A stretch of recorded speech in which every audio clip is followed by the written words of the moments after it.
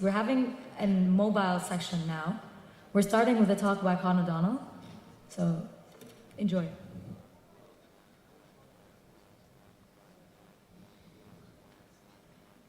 Good afternoon. انتوا كلتوا كويس؟ كل ما جاهز ينام شوية؟ طبعا nobody. A big shout out to EG-Tweeps. Egyptian tweeps are here in force, alhamdulillah. I'm going to talk a little bit about something a bit controversial, coming from my background, which is internet for the last 10 years, and specifically in media side of internet and publishing side of internet. And the title of my presentation today is called Internet is Not a Business. Okay? It's meant to be provocative, and my main audience are really the people who are at the forefront of innovation today, which are the many young startups we see, and in a way to challenge some of the, let's say, the predominant beliefs in the internet as a business. So I don't have a clicker, so I'm going to have to keep coming over here every now and then and do this. Internet is not a business unless you are in the real business of internet, which is providing connectivity. In that case, it's a business and somebody's paying for service. Or you're providing a government with a solution for eGov and you're getting paid for it. Or you're involved in hardware and infrastructure and you're getting paid in your pocket. But of course, you can do business on the internet. So what we need to think about is the internet, and when I say internet, I'm not specific to PC. Internet بالنسبة is a mobile, a tablet, a PC, any connected device to the internet. Doesn't really matter. So you can do internet, you can do business on the internet. So internet really, as far as I'm concerned, is an accelerator for business, or a new platform for business. And it really needs to have transaction involved in it. So I'm going to talk a little bit about advertising from my experience and what I see going forward. And then I'm going to switch it to e-commerce and what I see hopefully happening عندنا في المنطقة في region. First question is, why isn't advertising booming? And of course, we're talking about our region. Okay? I've been involved over the last 8 to 10 months in mentoring around 12 or 13, maybe more, Egyptian startups. And every business plan that I've seen has had a hefty chunk of money coming in, revenues, from advertising.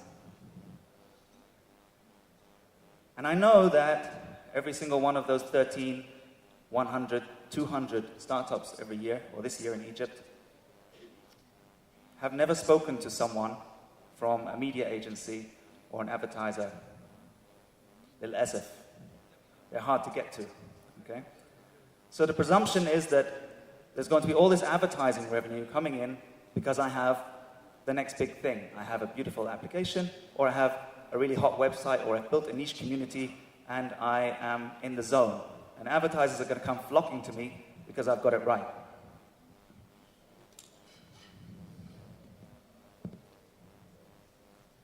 I would stop there and say, this is a red alert moment. This is a stop. Unfortunately, there is something called the torta, the pie of advertising. In any country, regionally, there's a torta. And our torta, our lovely pie, is very, very, very, very small. In fact, it's so small, it's not sustaining the internet today. It's not sustaining the hundreds and hundreds of websites and blogs and applications that exist today. Sibik min ilagay. Okay? More red alert. It really is going to be a problem. But that's okay, because in evolutionary terms, we call this natural selection. You can't expect everybody to succeed and to everybody to get the advertising pie. In fact, what we see is 2 or 3 giants are getting 90% of the advertising, and the thousands of minnows are getting what's left, which is around 10 or 15%.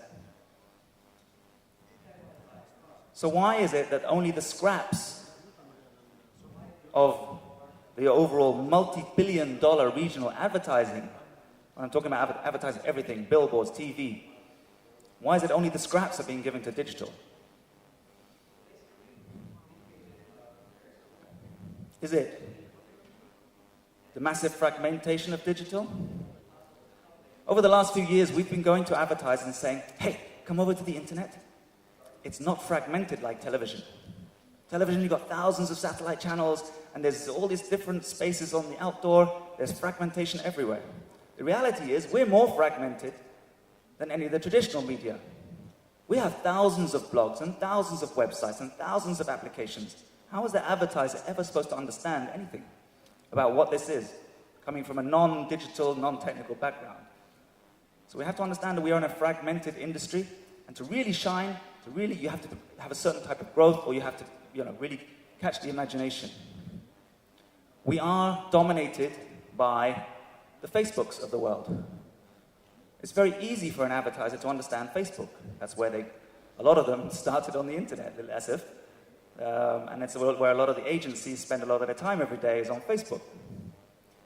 There are 2 or 3, including networks, big players in the advertising space. And it is very difficult to break in and break through that. It's a barrier for us. We have to admit that we have a bit of a lack of sexiness in our industry. Banners are not sexy. Doing a TV commercial is sexy. You have to understand that people who are buying the ads want sexiness. People who are paying the money, they want sexiness. Apart from return on investment, they want to have it something sexy. And we have sucky agencies. If there are any agencies in the house at SF, I'm sure you're the greatest agency that ever existed. But really, I think the agencies are really not up to speed on what we have. And that's probably our fault, because we speak in strange language that they don't understand. We talk about something called CPMs, and CPCs, and CPAs, lots of CPs, okay? We're in a CP place. Then they don't live in CP. They live in customer acquisitions, they live in customer loyalty, brand retention, market penetration. They have their own words. We don't speak their language. So it's not just sucky agencies, we suck too. And we need to stop sucking. However, despite all of that, which is on the negative side, above that, the overriding and undoubtable reason why advertising is not sustaining the internet business and is not going to sustain the future internet business as we stand here today, the reason is there's no commerce. I don't say there's no commerce, there's a little bit of commerce. But there's no commerce really in the region. We haven't had businesses going into e-businesses. We haven't seen that boom of them adopting the internet as a separate channel for business, for growing, for extending into new markets, across borders, into new segments of the market. We've seen a very little adoption of this. And this was evident a couple of days ago when we were in the, what's it called, Industry Day. So the industry, how many people from industries were really in the Industry Day? It was mainly people supplying industries talking about those industries. I'm hoping next year is different, and it was the first time, and I hope that we see a lot of industries getting excited about how they're going to drive into new markets and solve some of their problems. So no commerce, no e-commerce, no transactions, no sales, no business, no moolah, no fulus, mafish, sustainability. This is a problem. Nobody is going to advertise. I think Omar in the first day, in the first session, I think he said that, how many people here, raise your hands if you click on an advertising banner? I think 2 hands went up. One of them was mine. I'm old school. I still click on these things. I'm interested to see who's out there. But everybody said, no, we don't click on banners. Why don't we click on banners? Because there's nothing to do with those banners. There's nothing to buy. There's nothing to go to. So who's advertising? FMCGs. Fast-moving consumer goods are about 40% of all advertising in the Middle East. Whereas in other countries, developed markets, they're about 3 or 4 or 5%. Why is that? It's because we don't have the real estate, we don't have travel, we don't have health, we don't have those sectors in the E world. We don't have them with us. Therefore, FMCGs, who operate on a different kind of level, they operate on branding and brand awareness. You don't expect when you click on a banner for Pepsi to go and buy a can of Pepsi. And they don't expect that from the internet either. You're not supposed to deliver Pepsi through the internet. They're doing something branding. But most business actually doesn't work like that. Most business, when they're looking at their marketing budget, they are looking at, what am I going to get return on my investment in this space? Whether it's on an application, on the mobile, or whether it's on an internet site, on a website. If they can't see a clear path for them to make return on investment, which equals sales, then why the hell would they advertise with us? So we have a problem, and they're connected. Advertising, e-commerce. No e-commerce, no advertising. Now we've seen some encouraging signs. We've seen something in the health industry and the travel industry, while we've been sitting here today, of startups who are starting to come from the industry itself. And I think I should stress here, coming from the industry itself is an important factor.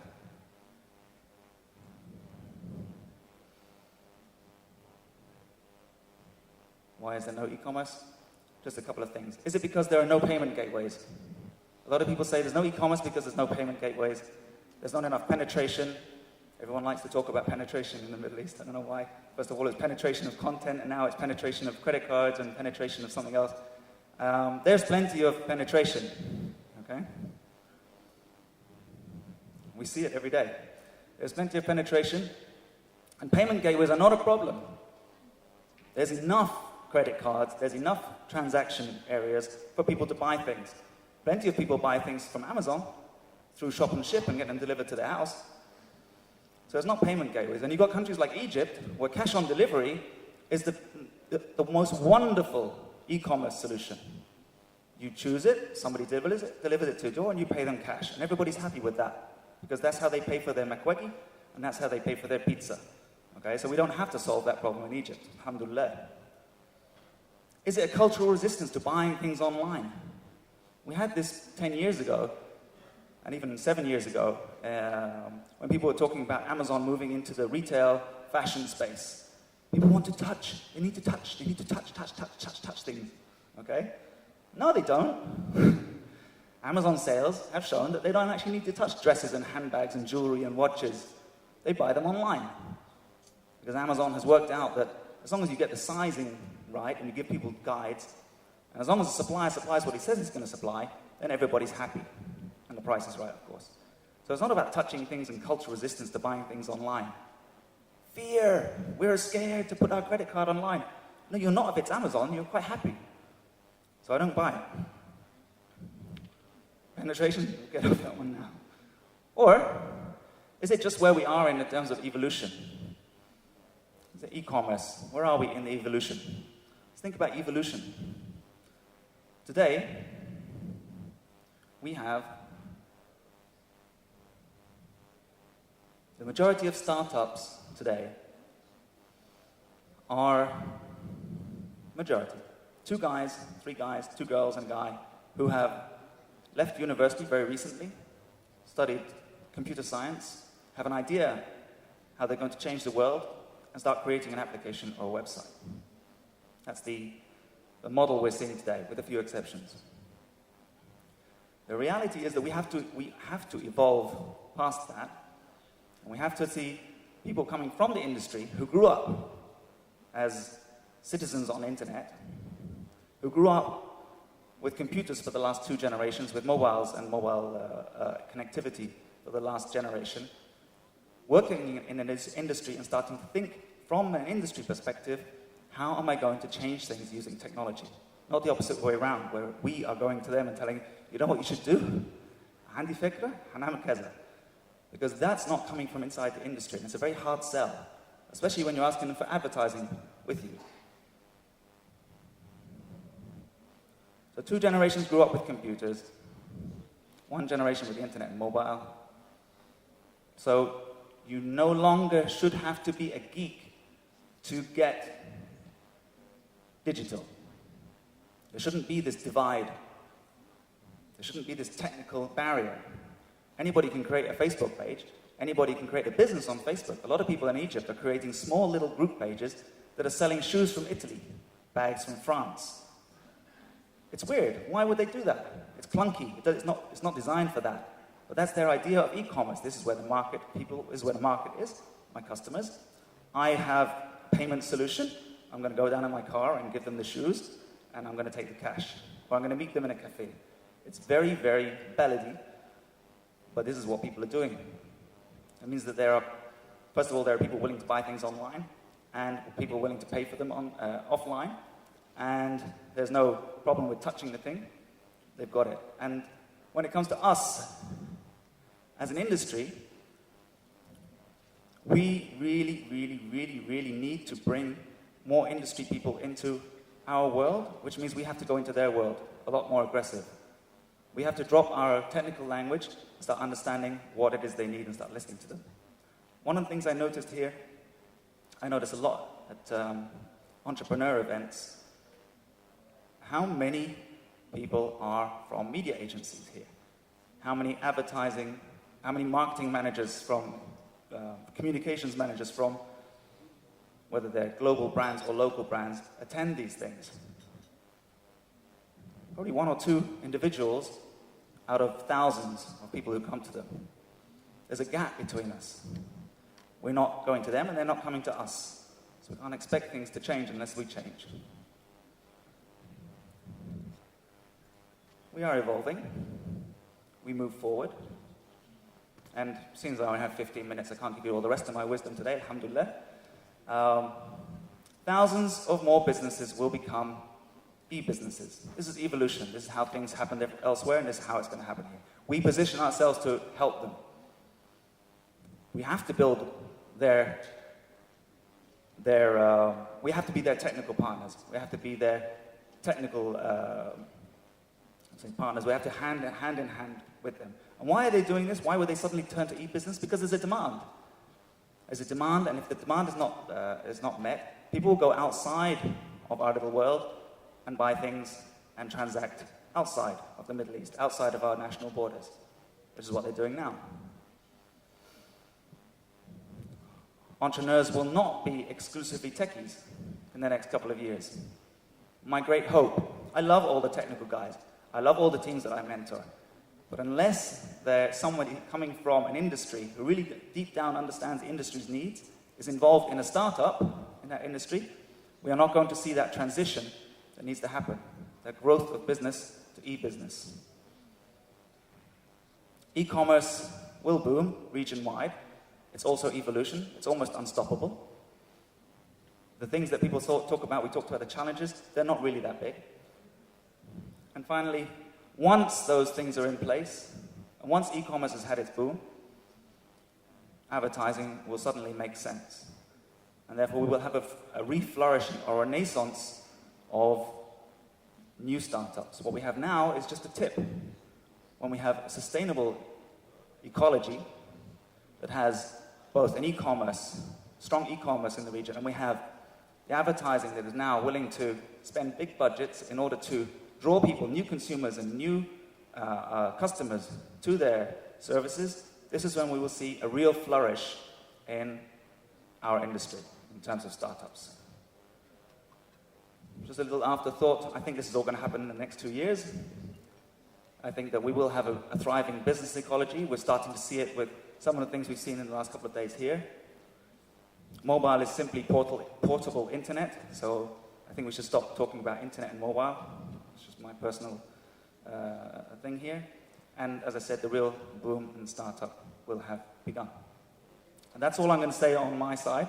If anybody would like to ask any questions, yeah. So thank you. When you're saying that the advertising torta is small enough not to take everybody, why can't people also initiate projects where they rely on international and global advertising? I know we are local, But sometimes we can have projects that benefit Europe or the US and therefore benefit from their advertising or their target market of advertising. Yeah, if you're Why are supplying we a restrict- service, Yeah. if you're supplying a service externally, then yeah, of course you can attract advertising. What I'm trying to say with the advertising torta being too small in relation to startups is rethink your business plan. If half of your business plan is advertising revenues today, when you don't have a community, when you haven't been 3 or 4 years in the market, when nobody knows who you are, take it out of your business plan for a while. Take it off. Instead of putting it on the bottom for revenue, stick it up as a cost. You're going to be advertising. It's going to cost you more to get known. Take it off the bottom line, stick it on the top line. Make your business plan make a bit more sense. Okay? It's very, very tempting to say, once we get 100,000 users, we will get $10,000 of revenue. It's bullshit. It's bullshit. There is no relation. There is no actual relation between number of users and number of dollars, because it's all about the client's budget. And the client doesn't necessarily, budget does not increase. It's stuck. Okay? It doesn't matter if you have 1 million users, right? Sayedha, he's not going to be spending any more money. So get away from the concept as quickly as possible. Yes, sir. Thank you for a very interesting talk. May I ask, how do you see the network effects when it comes to advertising? Since we've no longer restricted to local advertisers and you can easily plug it into an advertising network, then it's just a numbers game. At least that's my view. Yet I hear from you something that's quite strong and I feel quite substantiated. So could you please explain or elaborate a little bit more about that? Yeah, okay, so you're a young startup or you're an established business. It's very hard for you to create a sales team and go around and talk to every single advertiser. In fact, it's impossible. And you need to go to a network. And the network dictates the price of your advertising. And necessarily, when they are talking to the client, which is the media buyer, you are in the midst of 20, 30, 40, 100 different offerings. And if you talk, that's the sort of managed network type of thing. If you're talking about a kind of a Google, someone goes in, chooses a category, country, chooses an age group, again, your price is dictated for you. It is definitely going to solve some of your problems, but the revenues that you actually get from that are going to be significantly lower. It's an algorithm. It's quite simple. You get $1 CPM. You get $1 per click, I think, maximum. It's usually less. And your expectations are going to be high, and your revenue is going to be low. You're talking about volumes, and you have something where you have volumes of community, volumes of users that is past the 500,000 or the 400, 500,000 mark, 500,000 users on a regular basis. This is when you can start benefiting. But I guarantee you it's not going to pay, if you're in a costly kind of operation side, it's not going to cover the cost of your operation. Be wary, is what I would say. Any questions from the other side? All over here? Okay. Makes it easy for the... We're done for time. Can we make this the last question? Okay, interesting what you talked about, the myth that people have about advertising and banners and the easy way out that they have. Okay, what about smart advertising? Like, for example, listing with certain colors, highlighting the name of the brand, sponsoring a section, for example, in a news website. Sometimes Google Ads, which many websites in the world is deploying. What do you think the feasibility of that in the Middle East? In terms of, so I understand the question. Are you asking about in terms of the sexiness of advertising? What? Yeah, in terms of the attractiveness of revenue instead of the typical banner style advertising. At the end of the day, it doesn't really matter whether it's a full-page sponsorship or it's a preference engine that's creating a very targeted group of advertisers. If there's nothing to transact with, nothing to buy, nothing to do, nowhere to go except to see somebody's landing page on their Flash website, or even worse, on the applications business. Does anybody know how to monetize ads in apps? All right. What is the formula in advertising and applications?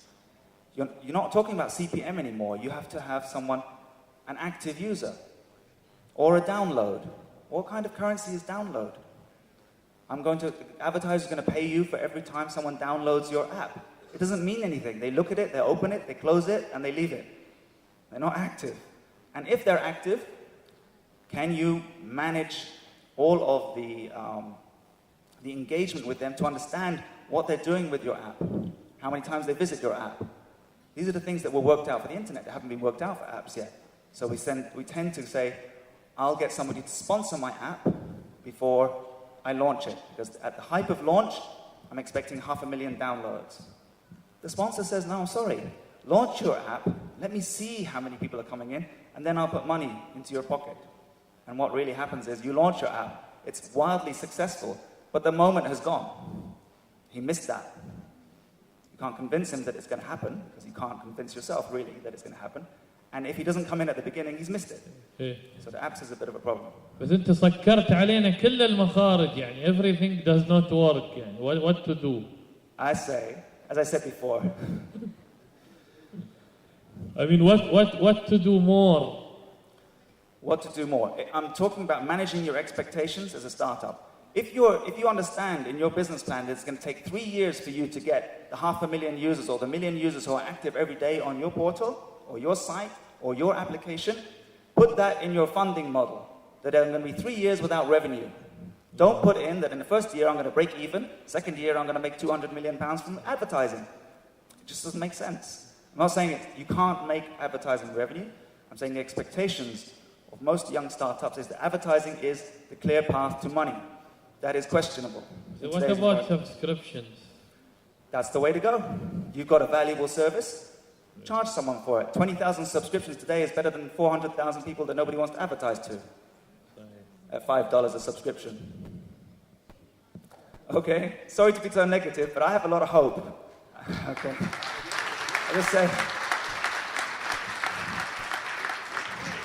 I just say one little thought afterwards. I tell you I'm not a pessimist person, I'm an optimist. I brought shorts to Beirut, okay? That's me, I'm optimistic. I saw the weather reports just like you all did, and I still brought shorts. So there is some optimism here. Thank you very much for listening.